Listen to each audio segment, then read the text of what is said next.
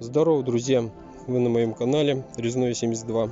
Сегодня я вам буду показывать, как сделать подставку под шпульки, под 63 шпульки.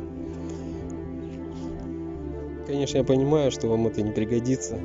Вряд ли кто-то занимается швейным производством. Но если у вас завалялось 63 шпульки, то смотрите далее. Не забудьте подписаться на мой канал. Далее вас ждут более потрясающие видео. Я понимаю, что я новичок в этой сфере, но все возможно. Приятного просмотра!